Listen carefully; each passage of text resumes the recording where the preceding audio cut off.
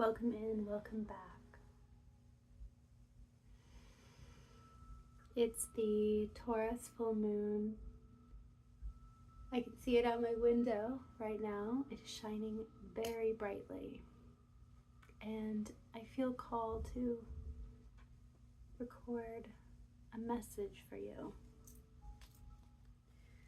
I did one earlier today, and it left me feeling somewhat dissatisfied. And so I'm opening up again to let in the divine energy, to see what you need to hear collectively, individually, and all that.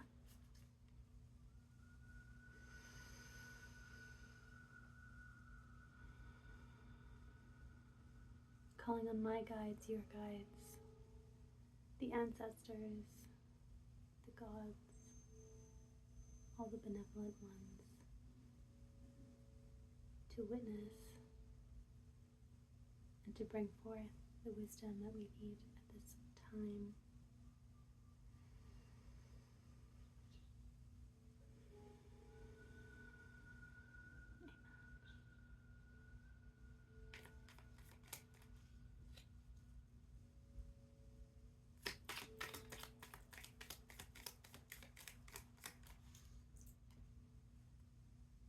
Okay, Seven of Pentacles.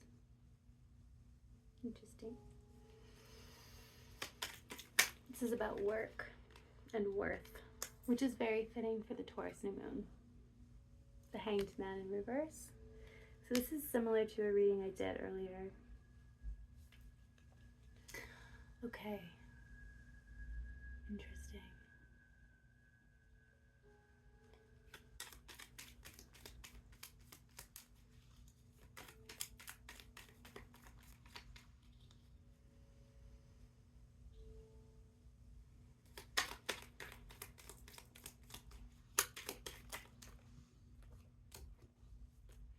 So this message is about work, and it is about stasis.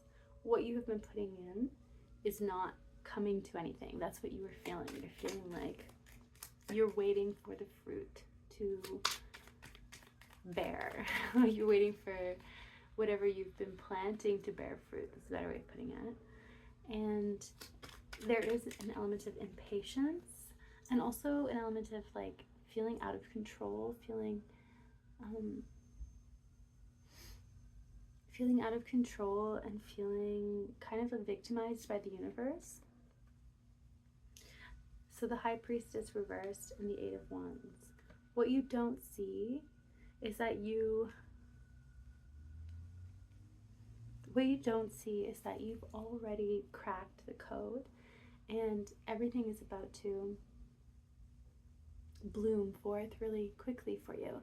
And it's really interesting at this time of year to be talking about blooming, because of course, such in the myth of Persephone, she's going down into the depths, right? And so the growing, as we can see around us in autumn, the growth of the earth is receding and it's falling and things are decaying, and there's more death than there is life right now. And there won't be much, if any, growth really for the next bunch of months. But the Taurus full moon is here to remind us that the inverse is always also true, that there cannot be any life without death, and there also can't be death without life, without the seed of life still existing. And so it's this beautiful reversal as the moon reflects the sun's image, I guess, light, and we can see her so fully.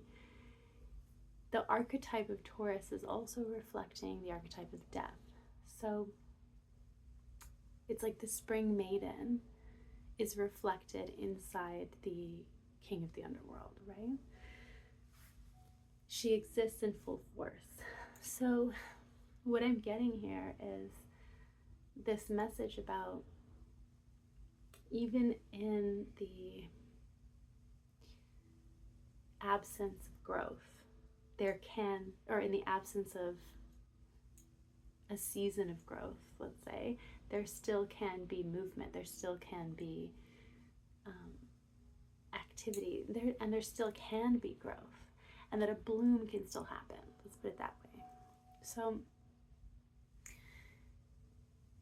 I'm thinking that something is going to happen out of nowhere for you, and it's going to be like as if everything moves really quickly out of the mystery, out of what has since been hidden. With the High Priestess in reverse, it's almost like something that you've been feeling instinctually or intuitively or by reading the signs will in fact become true, like in front of your eyes. So the Devil is here as well. Interesting. This popped up earlier today, and I'm really curious as to what aspect of the Devil we're talking about here. So let's pull a card on the Devil. What is the Devil message about?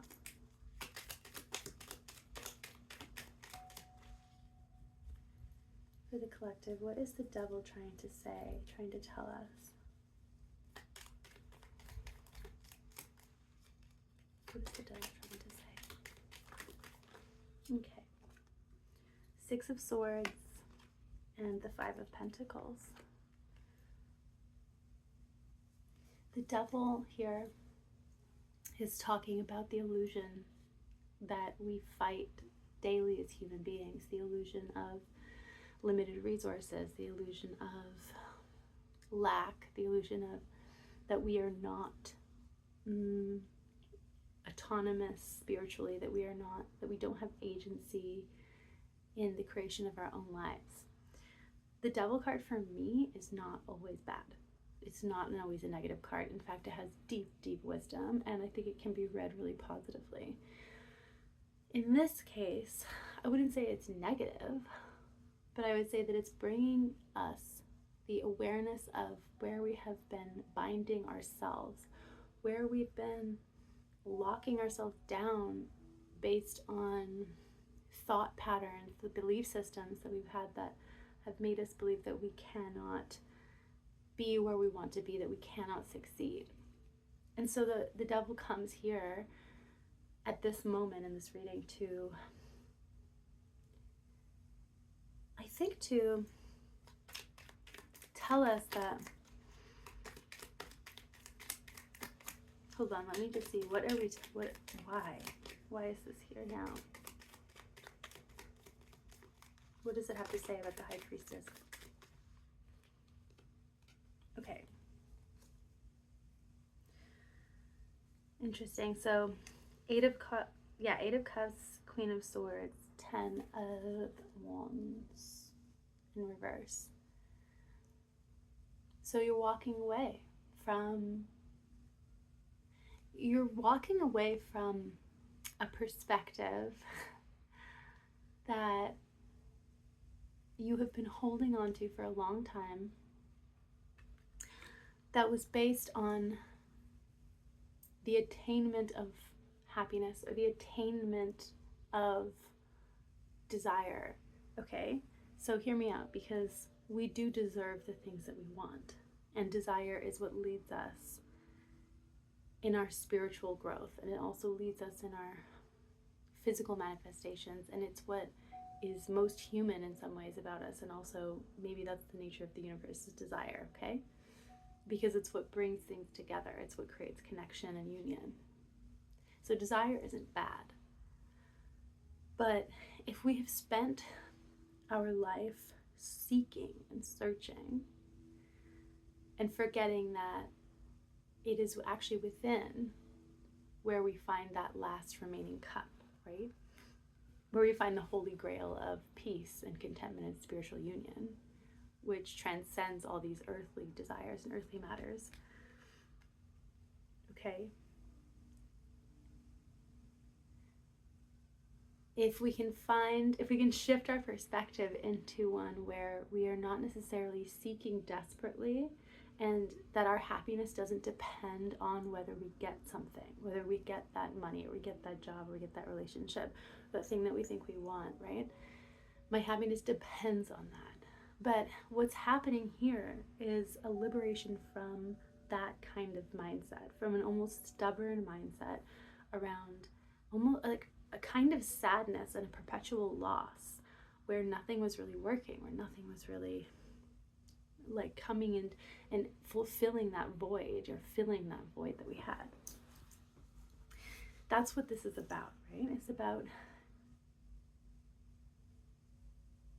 releasing ourselves from the bonds of external validation, external or societal notions of success as well, that are there's a lot of these beliefs, traumas, notions, all these kinds of things that bind us to feel limited, to feel like we don't have enough when we're not performing in a certain way, right? And the Queen of Swords in reverse is like, it was like a stubborn mindset. It was like a stuck perspective that needed to be shaken up. And the Eight of Wands here is that shake up. It's that breath of fresh air that comes through and that reveals the truth, basically. So this is getting esoteric, but this moment in time is, I think, rather spiritual, and I think that this collective will understand what I'm saying, which is, yeah, that it's time to let go of that weight, time to release those burdens, time to understand how and where we have been devoting ourselves to a lack mindset, be honest about it, truly honest about it, and then part ways with it. There is two cards here of leaving, right? We have the Eight of Cups and the Seven of Swords, or Six of Swords. This is something, the 8 and the 6, you know, like they represent numerologically harmony and abundance and power, personal power. And so to have them here, it's like, in this context, it's like this move away from this past paradigm of thought and thinking is what is going to liberate you into an era of confidence, an era of self-belief, an era of harmonious relationships and true relationships, relational existence with the universe, where you feel like you are being reciprocated to and vice versa, and that you are not overextending yourself, and that you're not going beyond your means, and that you're not doing something that's out of authenticity with who you really are. This new paradigm that you're stepping into, and that's coming in really quickly and really fast, is the opposite of that. It's about being, it's about authenticity, and it's about spiritual truth. And truly, I think the biggest message here is, and maybe this is the medicine of this moon that we have right now, that you can take some time with today or tomorrow, the next few days, is journaling on and contemplating how you have pledged allegiance in some ways, or surrendered your agency in some ways, to harmful and limiting structures or beliefs or ways of being, right? How have you been a victim? How have you been believing yourself to be a victim? How have you been victimizing yourself? Just be honest about it. It's not about judging ourselves. It's not about being angry with ourselves or being disgusted with ourselves for such weakness. That's not it. It's perfectly normal and beautifully spiritual to be in all of those places, to find yourself in the clutches of something that, you know, has been controlling you for a long time. That's where the magic is. And then you transmute through understanding, through love, through compassion, through just observance. And the light of consciousness shines on these shadowy aspects of ourselves, and they dissolve, or they turn into something else, or they show their true form, which is something of love. It's the good shit, right? So it's so empowering to notice how you've been thinking of your own lack, I guess. So how do I put this? It's so powerful to recognize your own limiting beliefs or your own painful beliefs, or to notice how you are not showing up for yourself.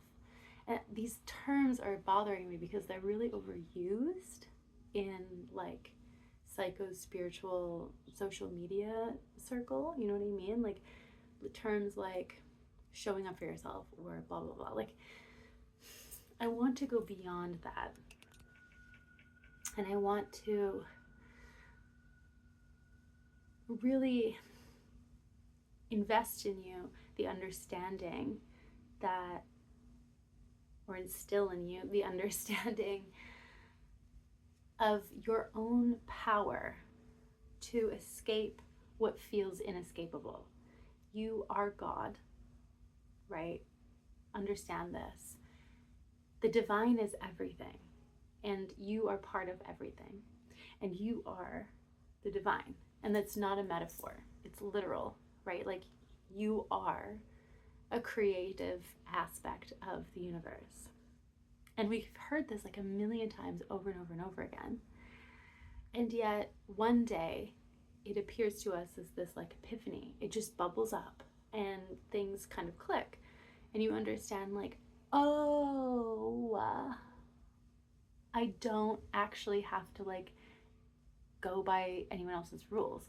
Or, oh my fucking God, like the thing that I want to do, or the dream that I have, or the vision that I have of my beautiful future or life is there because I'm literally meant to create it. And I will say that there are external circumstances that sometimes get in the way and slow down this journey. And that is why you need to have a practice of mindfulness and presence and ways to find peace in the present moment and to find joy and to make art and to, you know what I mean, build relationships. Because what you cannot control is the unfolding of the events, right? Like of the timing. But you definitely can control what will happen in that sense. You will manifest what you want if you focus, if you believe truly, deeply, like an assumption that of course what you desire will happen. I'm not going to go into it too much because obviously you all either know this or there's a million resources out there to like help us manifest and blah blah blah and get into that state of mind. But it just feels really important for this reading because it's not really about the attainment of the stuff, okay? This is where the key of the message is. And I think this is what you're coming into understanding with, is that this constant wanting to attain things, right? Like manifesting for the purpose of getting the beautiful items or objects or the dream holiday or whatever. Like that stuff gets really fucking overwhelming. I've been there, right? Like I know that it gets noisy, especially when we're looking at everybody else's manifestations and we're like, okay, maybe I should have that, maybe I should have that. Oh my God, it gets so confusing. And that is actually what happens there when we get so overwhelmed by our own desires, okay? The desires that we're searching for, the final piece, that is devil energy.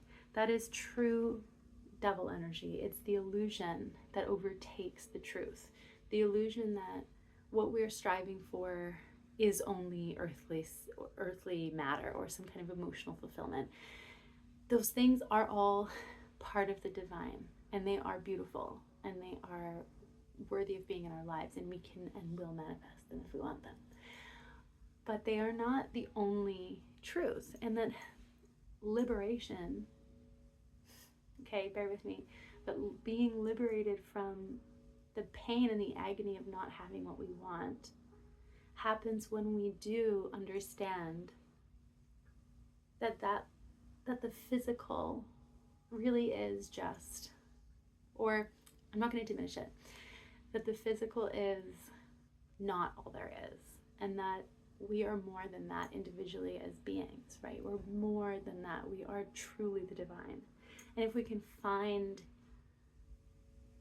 connection and meaning outside of the objects and the experiences, we can find real peace, and that will bring us along. That will bring so much fulfillment, right, to our lives. And right, like, it's not the be all end all. I'm not saying to diminish the earthly pleasures and to transcend and escape the physical reality. That's not my jam, actually. Okay, I'm a tantric practitioner. I love the earthly plane. I think that it is a portal to the divine. However, there are still some truths. Okay, so anyway, I think that might be the main point of this message, is a beautiful spiritual message, courtesy of the lovely spring goddess who shines her face upon us as we go into the depths of darkness, into the dark season. 1 second. And I like that. I like that there is a light in the darkness. And you know what? If you're still here watching, I'm going to plug Janae Aiko's mantra. She has like a mantra video that she released this year in the summer. I think it's also a recording on Spotify, so like whatever, find it somewhere, but it's so good. And the mantra is, it's like, I can create here. In the darkness, I can create here, right? In death, I can still create. It's so good. Okay, that's what I'm leaving you with. Go listen to it. I freaking cry every time I'm listening to that one. That's good shit. So thanks for being here, and I'll see you around. Adios.